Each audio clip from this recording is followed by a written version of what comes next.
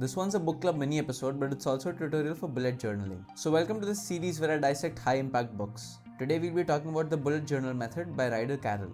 The book explains the system for organizing and taking notes to be more productive, improve mindfulness, schedule meetings, solidify ideas, and track our progress towards getting our goals. Basically, this is a perfect tool for everyone today. We find ourselves tackling too many things at the same time, spreading our focus so thin that nothing gets the attention it deserves. This is commonly called being busy, but it's not the same as being productive. Now I'm not going to go into the mad benefits you get by bullet journaling, I'm just going to stick to the tutorial. As always, you can buy the book in the description, and this time I'll also link a bullet journal that I think you'll find useful to follow this tutorial as smoothly as possible. Step 1. Narrow down your ideas. First of all, it's important to realize that a bullet journal is not for random ideas that you may never revisit. It should be a tool to help you focus on the most important things in your life. So here's how to journal. Grab a sheet of paper that is not your journal and divide it into 3 columns. In the first column, list the things that you're doing right now in your personal life and at work. It could be certain projects, hobbies, time you spend with certain people, and everything in between. In the second column, list what you should be doing. Now, these aren't supposed to be idealistic goals that you have no control over. For example, don't write that you should be getting a promotion at work. Instead, write down the tangible things that you can choose to do. And in the last column, list what you want to be doing. For each one of these columns, go as long as it takes to empty your mind. For some people, it'll take less than a minute for each column before you start blanking out, but as you practice, you'll get much better at it.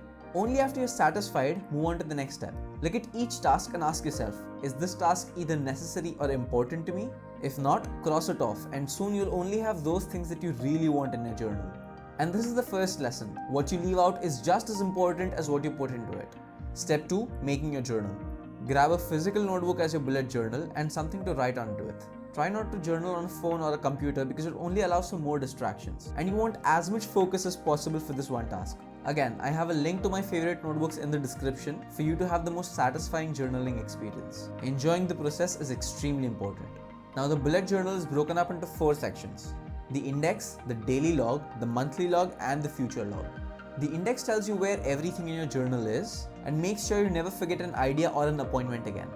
The daily log is where you keep all the thoughts and reminders for the day, and the monthly log is an overview of the month that helps you see what's been done and what needs to be done. Lastly, the future log is where you put the ideas that you won't get into this month and save them for the future. Of course, you can also add personalized sections after these 4, for example for tracking fertility or planning meals. But if this is your first time, try to keep it as simple as possible. Step 3. Fill in your journal. Whatever section you're writing in, your content should fall into one of 3 types: tasks, events, and notes. Each one of these has their own signifiers. Your tasks or your to-do items should be denoted with a solid bullet point. Once completed, cross it over with an X. To reschedule the tasks in a month, convert the bullet into a right-facing arrow. To move them into the future log, use a left-facing arrow. To show urgency, add an asterisk. Events, on the other hand, are denoted by an unfilled bullet. Record important events neutrally, whether they're good or bad, because they'll help you understand key habits and trends over time. Finally, mark notes with a dash. Anything that captures your attention should be jotted down. Notes are useful to elaborate on tasks and events of the day. In your daily log, write a page number and write what you see fit for the day. You don't need to allocate a set number of pages because some days you'll want to write more and some days you'll just have nothing to write about. Your monthly log should take a double-paged spread. On the left, you should see the calendar and leave space to write events or memorable notes for each day. On the right, list all of the important tasks that you want to complete during the month. Use your future log to queue your ideas and scan it over each month to move your important ideas from the future log into the next monthly log. Step 4. The monthly migration. One of the best benefits of bullet journaling is that it allows us to reflect on the big picture. Many of us like to write up to-do lists and cross up tasks because it feels satisfying. But when we do this, it's easy to lose sight of the big picture. Reflection is built into the bullet journal system with the process of monthly migration.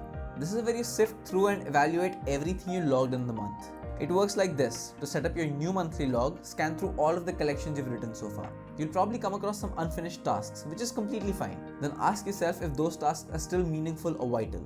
If they are, move it on to your next month's log or the future log. But if they don't feel necessary anymore, just cross them off and move on. At the end of the year, you can also have a yearly migration where you migrate to a new notebook with the same techniques. This way you can discover what brings meaning in your life, what habits you have, and where you're headed. Soon enough, you'll be able to create a life you've always wanted. Of course, journaling is a habit, so check out this video if you want to learn more about forming and maintaining habits.